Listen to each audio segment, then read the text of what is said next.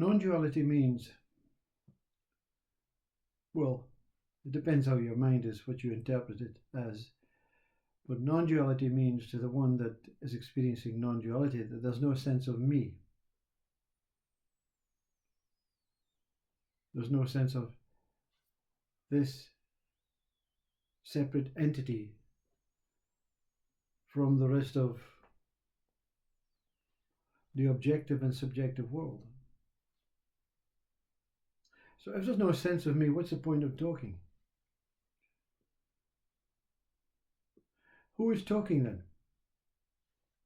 What is talking?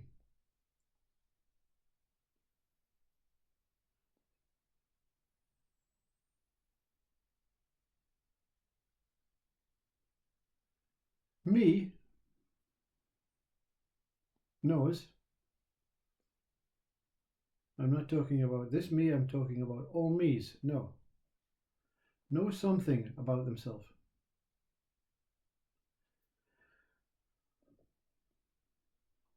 So me is the knower,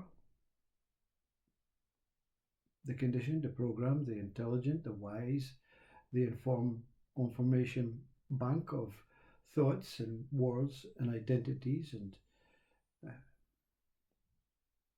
understandings, languages. Me can communicate through like an apparent, you can say it's a biological, scientific,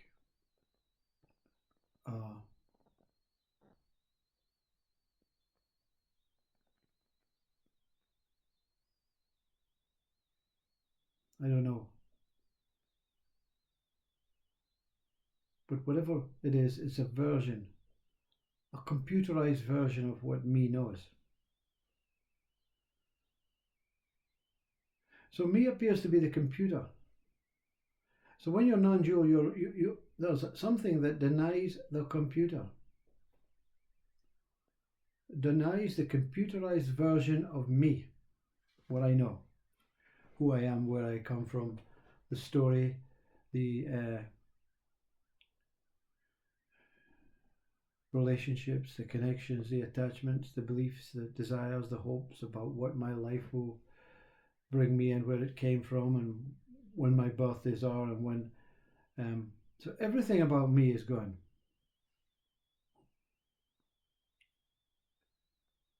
So why is there a need for something other than me to speak using the me language? You see? So non-duality is 100% what these non-duality speakers say. There's no sense of me. But the minute you try and share, divulge,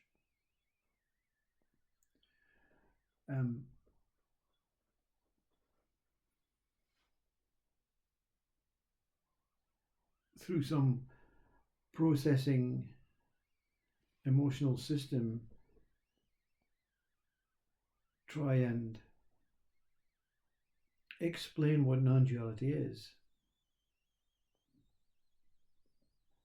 It has to be everything is talking, not just me, the trees, the skies, the universe, the spirits, the souls, the gods, whatever. But all of these things are talking anyway, and they're not really reliant on this me.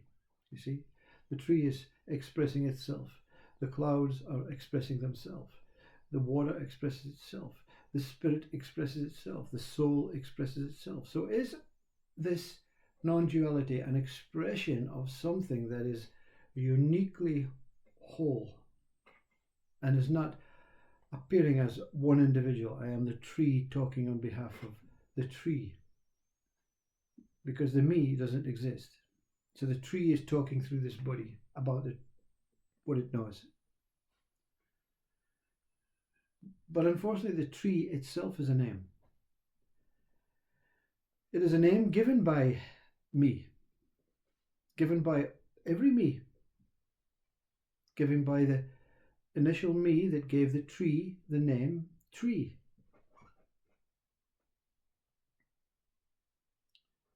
You see how foolish it is to talk from a non-dual state. That's why non-dual teachers or experiences, they don't answer any questions, and they don't raise any questions other than I don't know. Because to know whole of existence and interpret it through a mental constructed me, it's not feasible, it's not possible. So regardless of what you experience or what the experience of non-duality is, whether it's an ongoing, infinite, no change experience, to try and allow or to accept any words or any sounds, emotions, any explanations, any sharing through physical and mentally programmed, constructed, inherited body and mind. You see, whatever you experience in your life, whether it is the most Buddha, Christ, Krishna experience, the minute anything tries to make something out of it, it is interpreted through the body of me, I. Nothing in this human world can understand anything about what is taking place until I is called forward. I being the interpreter, the assumer, the creator, the destroyer of its own interpretation of what is taking place. So the interpretation of anything, whether it's God, whether it's an enlightened experience, whether it's an encounter with a rabbit on the road, the snake in the rope,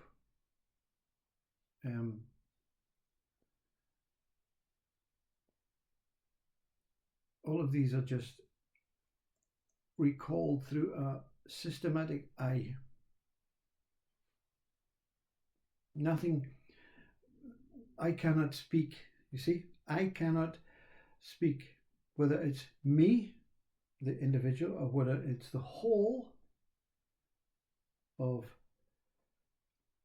encompassing conscious life, cannot speak accurately using a human mentally constructed way. That's why they all say silence, you see. It's not silence about what the words or the quietness or the shh, no noise, silence. It is, you have to see that whatever is talking now is not a me, but it's also nothing of any significance to you. It's not of any significance to an understanding about what is taking place, who God is, where God is, what non-duality is, what levels of consciousness you're at. These are just interpretations from an I, a me. And whether they are genuine or true, whether you see a speaker as absolutely genuine or true, even in the sound of the words that are appearing silently, they're still suspect. Because there's no mind, there's no consciousness, there's no human, there's no alien, there's no scientist, there's no God There's no soul, there's no spirit that can understand what it truly is. See? Spirit's just a name. God just a name. Science just a name. Religion just a name. Consciousness just a name. Names are made from sounds. Sounds are made from emotions. Emotions are made into sounds, into thoughts, into words, into interpretations, into a hope and a belief that I have experienced non-duality. How can you experience non-duality if you still recognize yourself as an I? It is not what the speaker says. It is not what the speaker does. It's not what any speaker. It's not what nature says. Nature does. It's not what the universe says. The universe does. It's not what God says. What God does. Whatever it is cannot be interpreted through any systematic body, systematic way, systematic mind. So in the most ultimate death or of ego or physical death or spiritual death or soulful death, of course, there's no experience of death. There's a transformation of some other state. A state of that what we don't know. That what I don't know. That what even the non-dual student knows. That what even Buddha knows. That what even God knows. That what even Christ knows. And you say this is negative. You see? You imagine God, whatever religion, faith you're in, you imagine, of whatever age, experience in your life, you imagine this God to be super duper, incredible, vast knowledge, intelligence, and wisdom. And what the speaker is saying, the vastness of our imagined or perceived or experienced God does not come close to what this is, to what I am. Meaning, I am super duper. Whether spiritual, whether soulful, whether a body, whether a mind, whether a position in life, super duper. But the super duper is minuscule. You see, we say in turmoil and tragedy, why does God allow this? So this closeness between this mind that says this, asks this question, and God, it's only this. God is just like a moment away, you know. And why can't He just come in and intervene? You know, vast, infinite galaxies, cosmos, thoughts, lives, time, space, light, away. Yes, we are super duper. Yes, we can build, we can create, we can become enlightened, we can remove the veil and the mask of our ego self. So what? So if someone that is so enlightened can say that's not even touches, that does not even touch the vastness of that what is beyond the word God, what's the point? What's the point? Well, there is no point.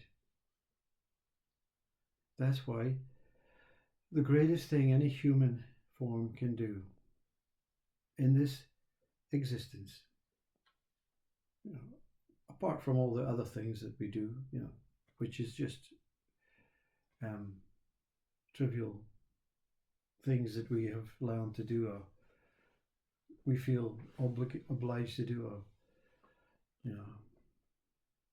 the best thing we can do is to say, you know what, I don't know, I give up, I surrender, I call off the search. I call off the search to know what I am as a body. I call off the search to know what I am as consciousness, as spirit, as soul.